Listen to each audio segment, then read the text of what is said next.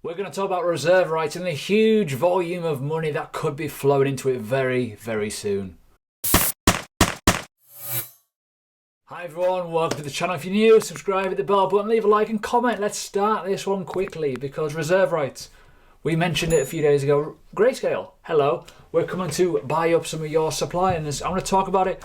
We're going to do a little bit of a analysis, price prediction sort of thing because if people know me, I've been investing in this for a couple of months now. Very excited about it. I think it's a great proposition and also kind of hits the purse strings of the old heart because it's actually got one of the best use cases in the eyes of my opinion of cryptocurrency in terms of payment.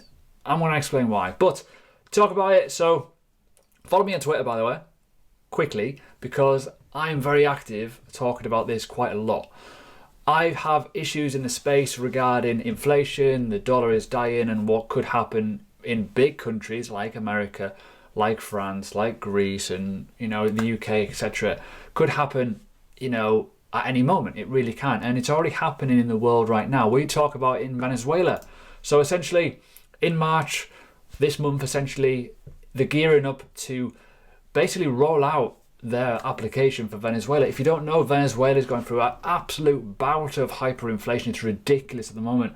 So literally, people are using their Bitcoin and basically keeping their Bitcoin. It's like suicide for them to hold their native currency because it just keeps on going up. It's like holding a hot potato. It's just going to burn you. It's just going to, or a big massive ice cube, whatever you want to describe it as, because it'll just depreciate. Whereas, obviously, cryptocurrency, it's its own entity, isn't it? So this is the aim of the game with Reserve. They are planning to roll out applications in these countries that are stricken with hyperinflation or inflation problems so it can be worked properly. And it's pretty exciting in my opinion. Moving on to the next bit. This was on the Spanish account essentially. So from the 1st of March to the 15th, all people on the waiting list will have access. And then from the 16th to the 31st, all the applications, everyone will be free to use it. So it'll be pretty good. It'll be rolling it out this month. Pretty damn exciting. But we need to talk about why I rate Greyscale quite a lot. And we do need to talk about this. I'm quite excited. So mentioned it a few days ago. I mentioned it on Learning Crypto as well on the channel below in terms of check out the channel, all kinds of good stuff. You see more of me. Yay. Anyways, they're looking to buy into this and they've already made a fund for it. I can prove this as well. So obviously this is ones that they were under consideration, but the ones that are under consideration, we've already figured out that they've actually created something for it in, their investment portfolio, and I'm going to explain why. So when we talk about all this, what is Greyscale? How does it work? They own a ton of assets, right? They own, I think, on the SEC filing of 2020, 3.5 billion shares in GBTC alone. So essentially, that's quite a good chunk of Bitcoin laying around. So that's how many billion? 3.5 billion at the time. So it's probably worth a lot more now. Not sure what the percentage of supply is, but they also own Ethereum and Ethereum Classic and other elements as well. But we need to talk about why reserve rights as well, because this tweet came out. We needed to verify it true. And if you look over, you can put in the file number in the Delaware kind of government website to find out what is happening. And as you can see here, Greyscale Reserve Rights Trust, RSR. So that is in somewhat verified. Yeah, cool. Moving on though, this also tickled me because this makes obvious sense. Secrets of Crypto, really, really good account actually. Talks about alt season, and we know that this is, I already knew this anyways, thinking about it in terms of Greyscale. Greyscale are the most proactive at the moment, as it stands, who are literally building these trusts for all these altcoins. You got to think they're looking to accumulate potentially all of these or some of these, which is important. They already do Ethereum. They already do all the other coins. I'm not quite sure all the other ones, but they've got quite a few. I think Chainlink's on there, Ethereum Classic. I think Litecoin as well. Whereas MicroStrategy and Tesla and stuff, mainly Bitcoin, right?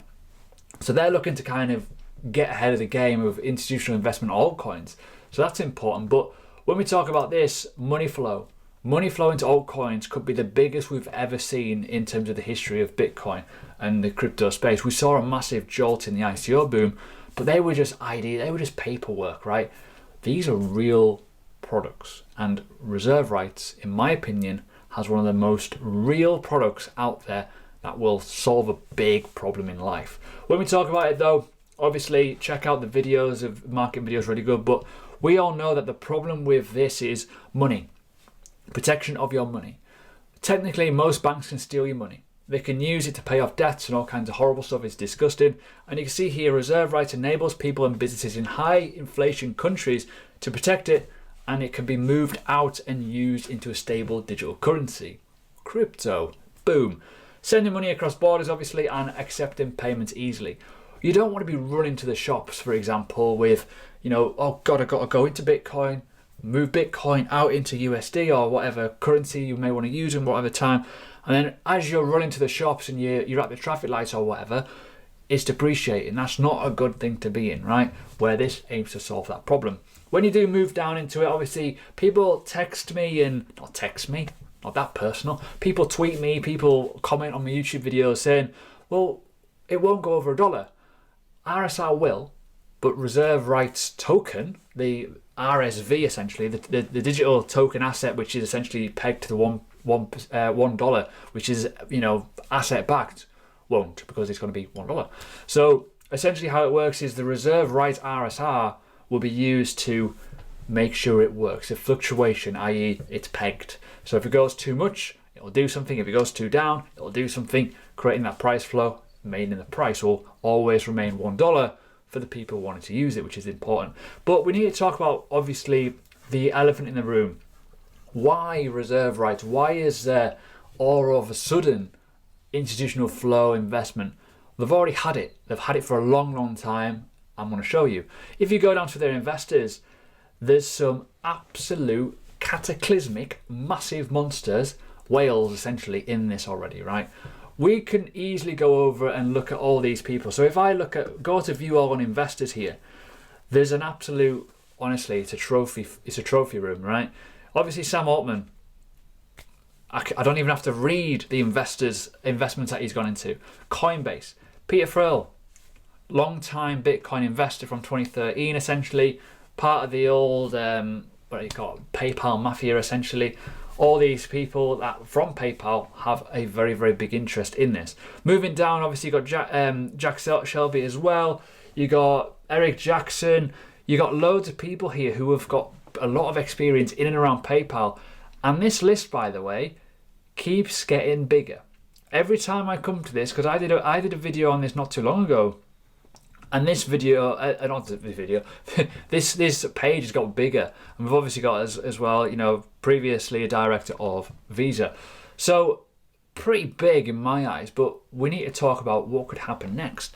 Greyscale, we already know how many assets they sit on. They're going to be accumulating altcoins by the looks of things.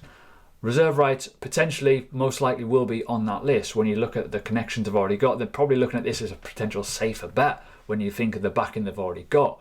When we look at the charts, though, I'm getting very excited about it because we've finally looked to penetrate, hopefully, fingers crossed, this big, massive resistance level, which we've been holding over for ages, right? We've been under this for donkeys, right?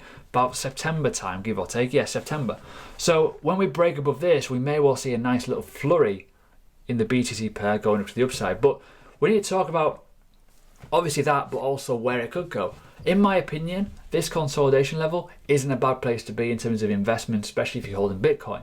If you look at the USD pair, it may not look as attractive because obviously the BTC price has gone up so much. But in my opinion, looking at this, if we're looking at this as an obvious kind of level, it's done a perfect liquidity grab overall, right? So if we're looking at this, it's done a nice little liquidity grab all the way down, found some levels, and then off we go again. It is like it was meant to be. It was like it was forced down that low to get a huge bout of liquidity, and off we go. So it wouldn't shock me the slightest if they're already accumulating, essentially Satoshi levels in this already. They're already getting their piece of the pie, essentially. But we've not had that confirmed. We always know after the event, and that looks like a huge liquidity grab, for my opinion. Going from seven and a bit cents, essentially nearly 8 cents, all-time high, and now look where we are. So definitely, in my opinion, keep an eye on it. But we need to talk about potential longevity in terms of the future. This is only a $625 million market cap. Only that. This could be, in my opinion, easily, a a $6 to $10 billion asset, maybe even more. You got to look at the likes of, XRP as a great example here in terms of supply metrics, right? XRP, decent chunk, right? We can always argue it's worth 20 billion. Is it really worth that though? We don't know. But when you think about the use case of RSR and how it will be used, and by the way, 2021 is mainnet year. So that rollout of more and more countries, mainnet, adoption, investment from the likes of Greyscale, we could be onto something very, very big here. And it could be a pretty good long-term hold. Not financial advice, of course, but that is overall my opinion. Everything seems to align up to it, where with the building an application, they're getting the developers in, they're getting the investment as well. I've already got the investment and continued investment. But the use case for me is like the top dollar. The use case for this is brilliant. The only thing that I want to know now is what mainnet is it going to go on? What chain is going to use? How fast is it going to be? And how will it work? That's the important thing. We don't know that yet. That is all going to be new information when it comes out. But we all know that mainnet launches in cryptocurrency do well. And this is one that hasn't had one yet. Ranked 89 currently, $625 million market cap. It's not going to be there for long, I don't think, but that's my overall opinion. There's a long-term investment, not financial advice here, but if you're looking for a long-term hold and you're not got RSR on your list or anywhere near it, and it's backed by all those people and it's got a genuine use case, it's got mainnet launch coming, it's Greyscale looking to buy it, do I need to carry on going? There. So, enjoy.